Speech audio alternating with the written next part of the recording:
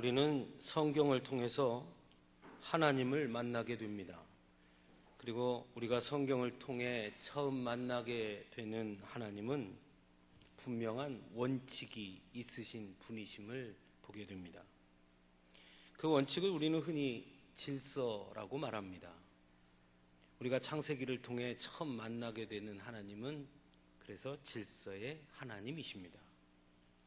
처음 세상은 혼돈 그 자체였습니다. 하나님께서는 그 혼돈의 원칙과 질서를 세우시고 그것이 바로 창조였습니다. 하나님의 원칙과 질서는 크게 구별, 나눔, 곧 나눔과 한계의 설정이었습니다. 빛과 어둠을 나누셨고 물과 물을 나누셨으며 묻과 물을 나누셨습니다. 낮과 밤을 나누고 계절과 날과 해를 나누셨습니다. 광명체도 나누어서 낮에는 해가 밤에는 달과 별이 주관하도록 하셨습니다. 그리고 서로의 한계를 분명하게 설정하셔서 낮이 밤을, 해가 달을 범하지 못하도록 하셨습니다.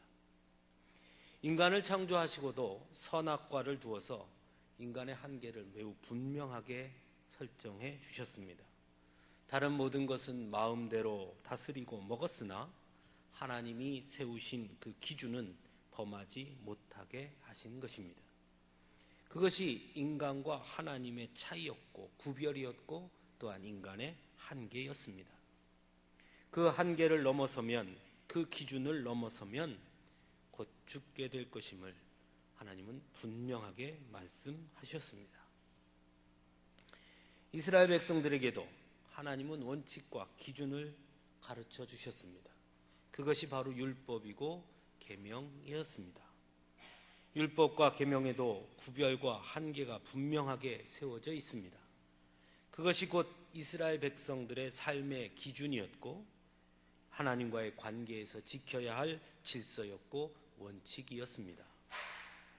하나님께서 세우신 율법과 계명에 따르면 일주일에 하루는 안식하게 하셨습니다. 50년이 되면 희년을 선포하여 모든 것을 되돌려 주도록 하셨습니다. 하나님께 제사함에 있어서도 분명한 기준이 있어서 그에 따른 제물이 달랐고 드리는 제사의 방법도 분명하게 구별되어 있었습니다. 하나님 앞에 제사 드리는 자도 분명하게 구별되어 있었고 그 한계는 아무나 넘지 못하도록 기준점을 분명하게 세워주셨습니다. 이처럼 하나님은 스스로 세우신 원칙과 기준 그리고 질서를 매우 중요하게 여기시는 분이시고 그 원칙과 기준에 대해서는 결코 타협이 없으신 분이심을 성경은 우리에게 증거해 주고 있습니다. 이러한 하나님을 성경은 흔히 공의의 하나님이라고 증거합니다. 즉 하나님의 공의란 하나님의 기준과 원칙에 따라 조금도 틀림이나 오류가 없이 완전하게 행하시는 하나님이심을 나타내는 말인 것입니다. 하지만 우리가 잘 아는 대로 인간은 하나님께서 세우신 그 원칙과 기준, 질서에 끊임없이 도전했습니다. 하나님이 세우신 한계를 뛰어넘으려고 시도하는 것입니다. 그것이 바로 선악과에 손을 댄 사건입니다. 성경은 아주 분명하게 인간이 선악과를 먹은 것은 곧 하나님처럼 되고자 했음이라고 증거하고 있습니다. 즉 인간이 하나님께서 세우신 그 기준과 한계를 뛰어넘어 하나님처럼 되고자 하는 욕심을 부린 것이 곧 선악과를 먹은 사건임을 말씀하고 있는 것입니다. 이것뿐만이 아닙니다. 이스라엘 백성들로 대표되는 인간의 모습을 보면 끊임없이 하나님의 원칙과 기준에 도전하는 인간의 모습을 보게 됩니다. 하나님께서 세우신 율법과 계명을 자신들의 편의대로 훼손합니다. 광야의 이스라엘 백성들은 금송아지를 만들어서 그것을 가리켜 자신들 마음대로 하나님이라고 말하며 경배합니다. 엘리의 두 아들은 제사에 사용하지 말아야 할 불을 자신들 마음대로 사용합니다. 사울왕은 하나님이 세우신 제사장이 아니었으나 자신이 마음대로 스스로 하나님 앞에 제사를 드립니다. 이방신들을 섬기는 일도 부지기수였고 그들에게 제사를 지냈고 이방 신전을 세우는 일도 서슴지 않았습니다. 그러한 예는 성경에 수도 없이 나타납니다. 즉 인간의 역사는, 성경이 보여주는 인간의 역사는 곧 하나님이 세우신 기준과 원칙, 그 한계에 대한 끊임없는 도전의 역사라 해도 크게 틀리지 않을 것 같습니다. 이러한 모습은 오늘날에도 여전한 것 같습니다. 과학이라는 이름으로, 합리화와 경제성, 효율성이라는 이름으로 오늘날 우리 역시 하나님이 세우신 기준과 원칙보다는 그것들을 더 많이 따르고 있는 것만은 틀림이 없습니다. 믿음보다 과학을 더 신뢰하는 세상이 되어져 가고 있습니다. 어찌 보면 과학이라는 것을 내세워 끊임없이 하나님 앞에 도전하고 있는 것이 인간이 아닌가 하는 생각도 해보게 됩니다. 하지만 문제는 앞에서 살펴본 것처럼 하나님은 공의의 하나님이시라는 사실입니다. 즉 하나님이 세우신 원칙과 기준에 도전하는 것은 결코 용납하지 않으시는 분이시라는 사실입니다. 그래서 에덴 동산에서 추방하십니다. 유랑하는 자가 되도록 하시기도 했고 홍수로 세상을 심판하시기도 했습니다. 때로는 문둥병이 돋게 하기도 했고 눈을 멀게 하기도 했으며 유황불을 내리기도 했습니다. 어떤 경우에는 땅을 가르셔서 삼키도록 하기도 했으며 때로는 왕의 자리를 박탈하기도 하셨습니다. 때로는 직접적으로 죽음으로 징계하시기도 했습니다. 이런 하나님의 징계는 하나님이 공의의 하나님이심을 분명하게 나타내 주신 증거로 인간에게 결코 하나님의 원칙과 기준, 질서에 도전해서는 안 된다는 것을 확실하게 보여주시는 것이라 할 수 있습니다. 하나님은 이렇게 원칙을 갖고 계시는데요, 사람도 나름 자신들만의 원칙과 기준이 있는 것 같습니다. 건강한 사회에도 사회 모든 구성원들이 지켜야 할 원칙과 기준이 있습니다. 그리고 그 원칙과 기준은 항상 지켜져야 하는 것입니다.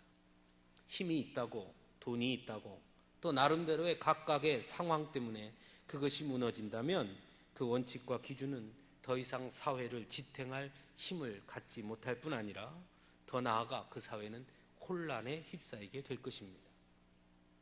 아주 쉽게 예를 들 수 있는 것이 바로 교통신호등이라고 할 수 있습니다. 돈이 있든 힘이 있든 좋은 차든 큰 차든 작은 차든 모두 교통신호등을 지켜야 하는 것입니다.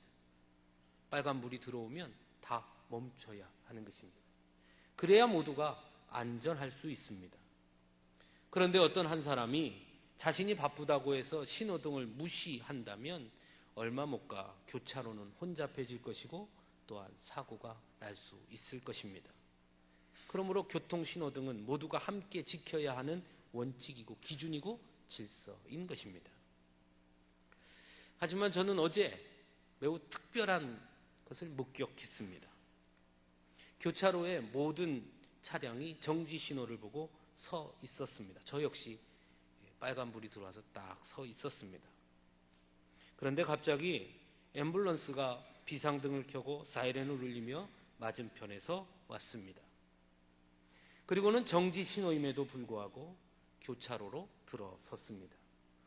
오히려 파란불을 보고 주행하던 다른 차량들이 그 앰뷸런스를 위해서 멈추어 서서 앰뷸런스가 가도록 도와주었습니다. 여러분 왜 그랬을까요? 왜 앰뷸런스는 신호를 무시했고 사람들은 왜 그 앰뷸런스가 신호를 무시하고 가는 것을 용납했습니까? 그것은 아마 그 앰뷸런스 안에 또 그 앰뷸런스가 사람의 생명을 다루는, 사람의 생명이 달려있는 그런 일이었기 때문입니다. 이처럼 원칙과 기준에 있어 때론 원칙과 기준보다 더 중요한, 더 귀한 일이 있을 때 우리는 예외를 인정하기도 합니다. 하지만 그러한 예외는 매우 특별한 상황이나 특별한 순간에 잠시 인정될 뿐이지 그 예외가 지속될 수는 없는 것입니다. 앰뷸런스가 그렇게 지나갔다고 나도 그렇게 간다고 나서서는 안 되는 것입니다. 분명한 기준과 원칙을 세워 공의로 이 세상을 다스리신 하나님께서도 때론 예외의 모습을 우리에게 보여주시기도 합니다. 선악과를 세우신 하나님은 분명 그 기준을, 원칙을 훼손할 때에는 반드시 죽을 것이다 라고 말씀하셨으나 아담과 하와가 선악과에 손을 대었음에도 불구하고 죽이지 아니하시고 에덴 동산에서 추방하시되 오히려 노동과 임신 그리고 출산을 통해 새로운 생명의 탄생이라는 축복을 주셨습니다. 이스라엘 백성들이 하나님께서 세우신 율법과 계명을 수없이 어기고 훼손할 때에도 하나님은 그들을 버리지 아니하시고 다시 용서하시고 회복시키시며 하나님의 품에 품어 주시기도 하셨습니다. 하지만 이러한 예외적인 모습이 있다고 해서 하나님께서 세우신 원칙과 기준의 큰 틀이 완전히 해체된 것은 분명 아니었습니다. 하지만 오늘 우리가 함께 읽은 빌립보서의 본문은 공의의 하나님께서 스스로 세우신 원칙과 기준을 완전히 무너뜨리셨음을, 그것도 잠깐이나 외적인 일부분이 아니라 근원적인 원칙과 기준을 스스로 무너뜨리셨음을 증거하고 있습니다. 그것은 그리고 다름 아닌 예수님의 성육신 사건임을 증거하고 있습니다. 본문 6절에서 7절 말씀을 함께 보시기 바랍니다. 그는 근본 하나님의 본체시나 하나님과 동등됨을 취할 것으로 여기지 아니하시고 오히려 자기를 비워 종의 형체를 가지사 사람들과 같이 되셨고 라고 증거하고 있습니다. 공동번역 성경에는 이 부분을 이해하기 쉽도록 이렇게 번역해 놓았습니다. 그리스도 예수는 하나님과 본질이 같은 분이셨지만 굳이 하나님과 동등한 존재가 되려 하지 않으시고 오히려 당신의 것을 다 내어놓고 종의 신분을 취하셔서 우리와 똑같은 인간이 되셨습니다. 이렇게 번역합니다. 즉 예수님이 이 땅에 인간으로 오신 것은 하나님께서 스스로 세우신 인간과 하나님의 구별, 차이, 그 한계를 무너뜨린 것임을 말씀하고 있는 것입니다. 이것은 단순한 사건이 아닙니다. 하나님께서 천지를 창조하시고 하나님과 인간 사이에 가장 중요하게 세우신 원칙과 기준은 결코 인간은 하나님처럼 될 수 없다는 것이었고 하나님처럼 되려고 해서도 안 된다는 것이었습니다. 그것은 곧 하나님과 인간의 구별이었고 그것이 곧 인간의 인간됨이었고 하나님의 하나님 되심이었기 때문입니다.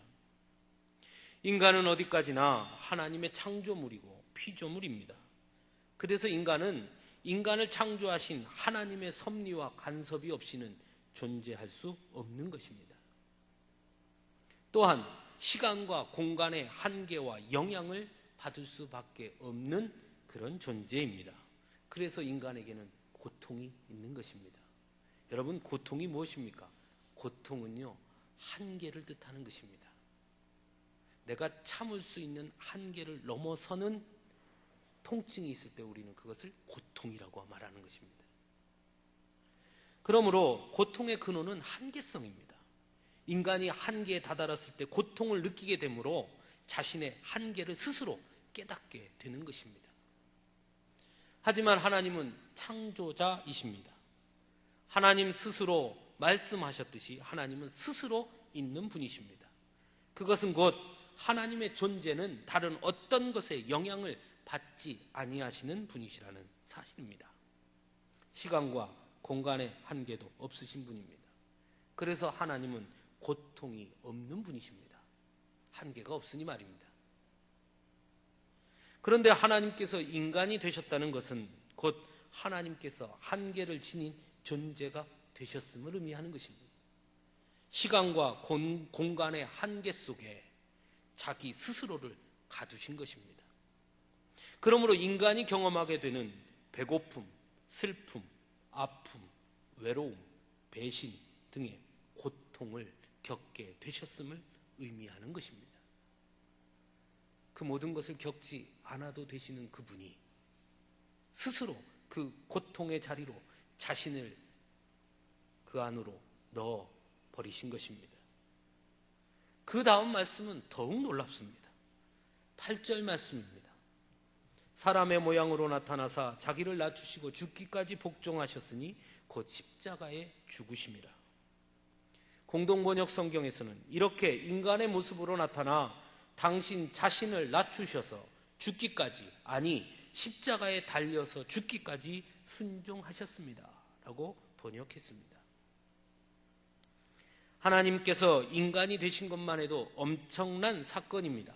한계를 갖게 되셨기 때문입니다. 그런데 본문 8절 말씀은 한 발 더 나아갑니다. 하나님이 스스로를 낮추셨다고 증거하고 있습니다. 즉 낮아지셨다는 것입니다. 성경을 통해 보여주신 그 이전의 하나님의 원칙과 기준은 매우 분명합니다. 하나님께서 인간을 창조하신 목적은 곧 하나님의 영광을 나타내기 위함이다. 성경은 그렇게 증거합니다. 인간은 하나님을 높이고 하나님은 인간을 통해 높아지시는 분이십니다. 그것이 하나님과 인간 사이에 세우신 기준이고 원칙이고 질서고 한계인 것입니다. 그런데 오늘 본문에서는 그 기준과 원칙, 질서가 완전히 뒤바뀌어 있음을 말씀하고 있습니다. 오히려 하나님께서 인간을 위해 낮아지셨다고 말씀하고 있기 때문입니다. 더 나아가 하나님의 죽으심을 말씀하고 있습니다. 하나님의 하나님 되심의 중심은 곧 불멸입니다. 하나님께서는 결코 죽으실 수 없는 분이라는 것입니다. 만일 하나님이 죽는다면 더 이상 하나님이 아니신 것입니다. 스스로 창조하신 창조물을 위해 창조자가 죽는다는 것은 결코 있을 수 없는 일입니다. 인간은 오히려 자신을 창조하신 하나님을 위해 죽을 수 있는 존재입니다마는 하나님이 자신이 창조한 인간을 위해 죽는다는 것은 있을 수 없는 일입니다. 하지만 오늘 본문에서는 하나님께서 피조물인 인간을 위해 죽었다고 감히 증거하고 있는 것입니다. 하나님이 죽으셨습니다. 하나님이 죽으셨단 말입니다. 하나님이 죽으셨다는 것은 하나님의 하나님 되심을 버렸다는 것입니다. 더욱이 본문에서는 십자가에 달려 죽었다고 증거합니다. 여러분, 십자가가 무엇입니까? 십자가는 곧 신이 그를 버렸다라는 증거입니다. 그러므로 하나님이 십자가에 달려 죽었다는 것은 공동번역 성경에서 번역한 것처럼 하나님의 하나님 되심의 모든 것을 내어놓은 것과 같은 것입니다. 즉 하나님이 하나님 되심을 포기하셨다는 것을 의미하는 것입니다. 왜 그러셨을까요? 질서의 하나님, 공의의 하나님께서 왜 이토록 스스로 세우신 원칙과 기준을 스스로 무너뜨린 것일까요? 가장 근본적인 기준과 원칙인 하나님의 하나님 되심마저도 왜 모두 다 무너뜨리신 것일까요? 무엇이 그토록 중요했고 무엇이 그토록 중요한 상황이었기에 하나님께서 이토록 자신의 모든 것을 포기하게 만드신 것일까요? 성경은 그 이유를 아주 간단하게 설명합니다. 바로 사랑 때문이라고 말씀합니다. 사랑이 그 모든 것을 포기하고 사랑이 그 모든 기준과 원칙을 무너뜨리게 했다고 성경은 우리에게 증거합니다.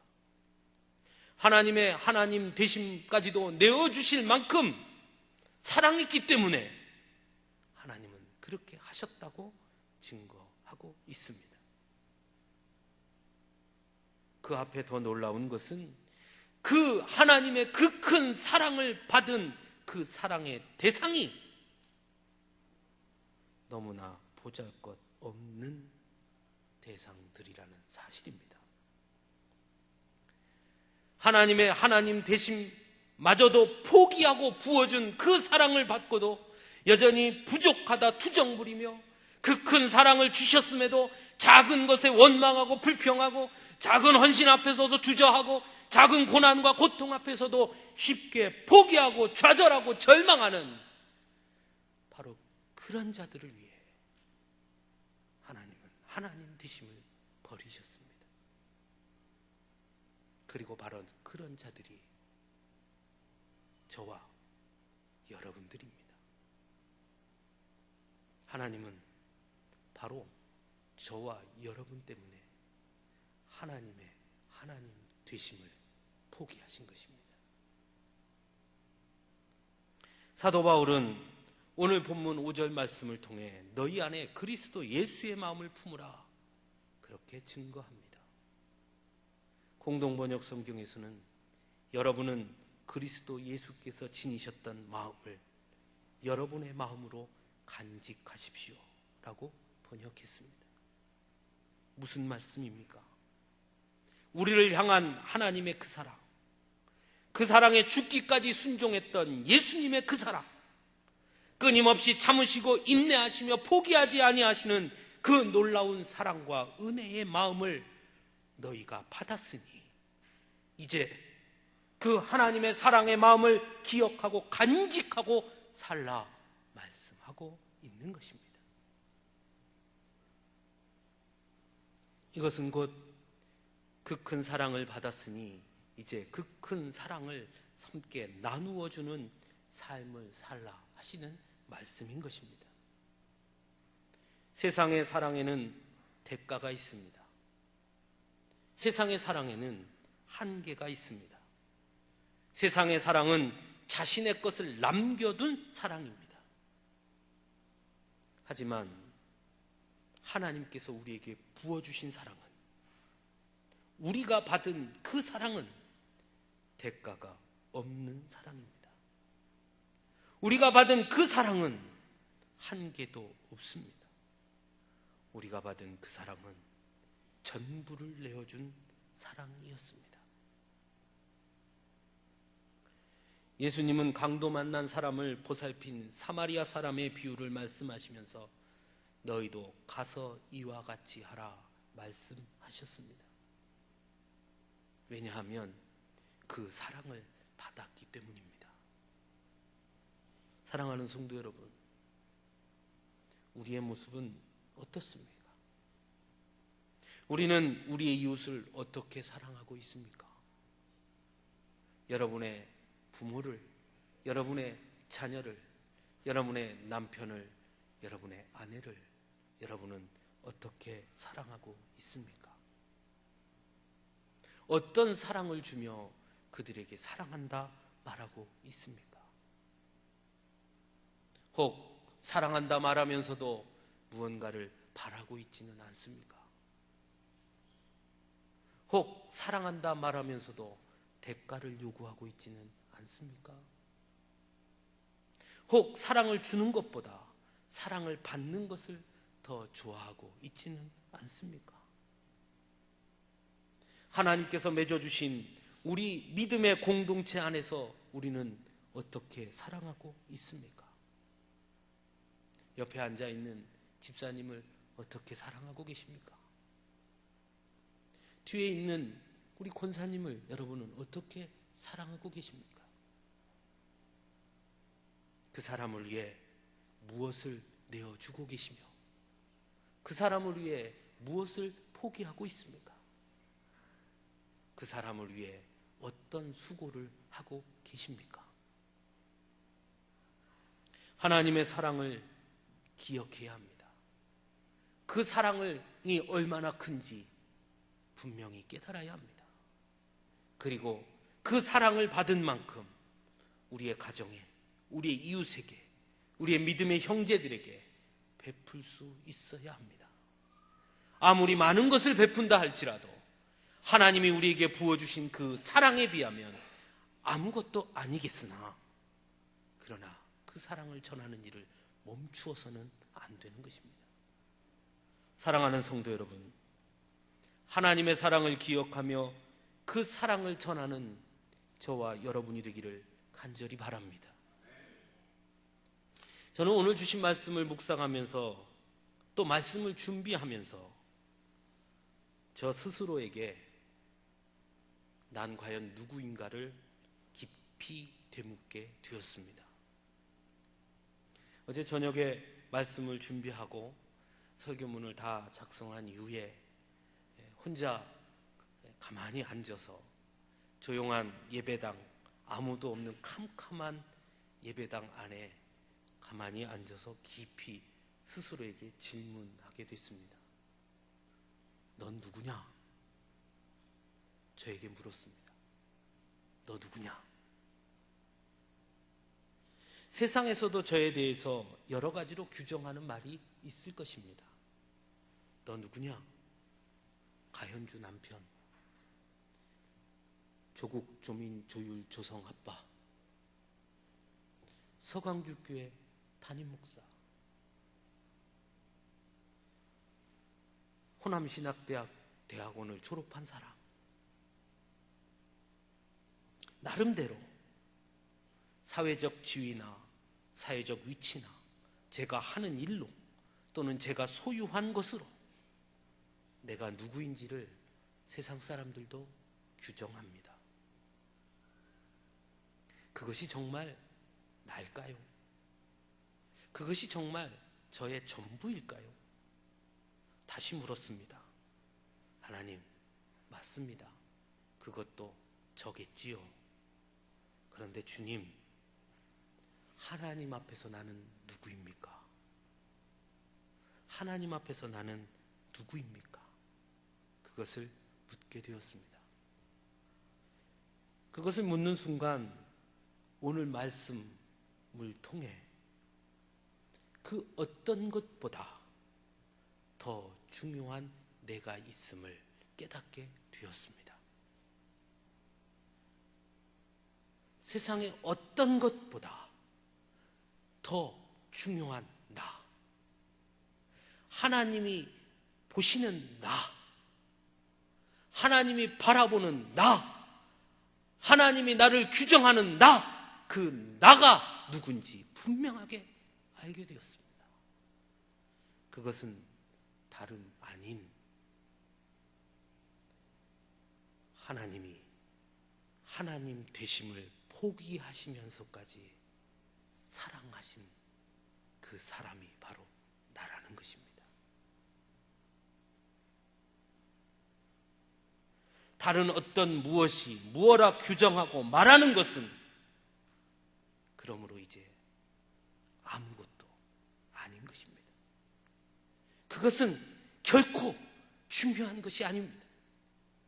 더 중요한 것은 전지전능하신 하나님께서, 이 세상을 창조하신 하나님께서, 이 세상의 주인이신 하나님께서 나를 어떻게 보고 계시느냐, 그것이었습니다.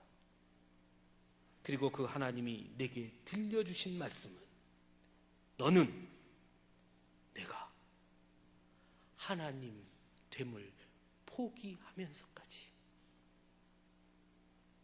사랑한 사람이다. 그것이 너다. 말씀해 주셨습니다. 그 깨달음을 듣는 순간 많은 것을 생각하게 됐습니다. 왜 나는 많은 것들을 포기하려고 했을까? 왜 나는 내 앞에 놓여 있는 문제들 때문에 좌절하고 낙심하고 절망했을까? 그 순간 나에게는 포기하거나 좌절하거나 낙심하거나 절망할 그럴 자격이 없음을 깨닫게 되었습니다. 왜냐하면 하나님이 나를 위해 인간으로 오셨고, 하나님이 나를 위해 죽으셨고, 하나님이 나를 위해 모든 것을 내어 놓으셨기 때문입니다.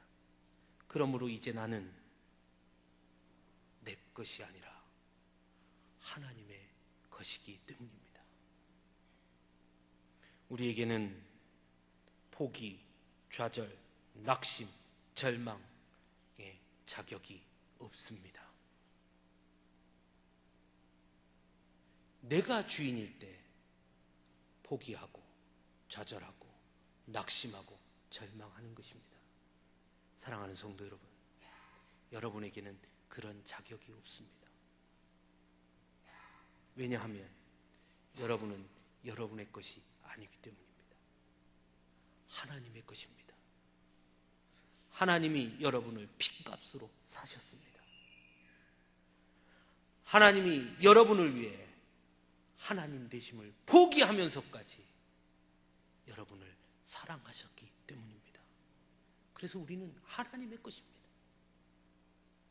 사도 바울은 일찍이 그것을 깨달은 사람이었습니다. 그래서 사도 바울은 말합니다. 이제는 내가 사는 것이 아니요 오직 내 안에 그리스도께서 사는 것이라. 나는 더 이상 내 것이 아닙니다. 나는 오직 나를 위해 하나님 되심을 포기하신 그리스도의 것입니다. 라고 고백했습니다. 사랑하는 성도 여러분, 하나님은 하나님 되심을 포기하시면서까지 여러분을 사랑하십니다. 그 사랑이 여러분에게 있습니다. 그 사랑이 여러분에게 주어졌습니다. 용기를 내시기 바랍니다. 소망을 가질 수 있기를 바랍니다. 새롭게 시작할 수 있기를 바랍니다. 주저앉지 마시고 일어설 수 있기를 바랍니다. 하나님은 여러분을 그토록 사랑하십니다. 사랑하는 성도 여러분, 가슴에 손을 얹고 깊이 숨을 들여 마시며 눈을 감고 조용히 침묵해 보시기 바랍니다. 지금도 여러분을 사랑하시는 하나님의 음성이 들리십니까? 하나님의 그 따뜻한 손길이 느껴지십니까?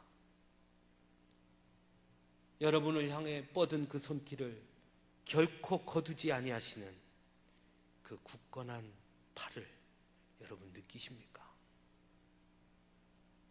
하나님은 여러분을 그렇게 사랑하십니다.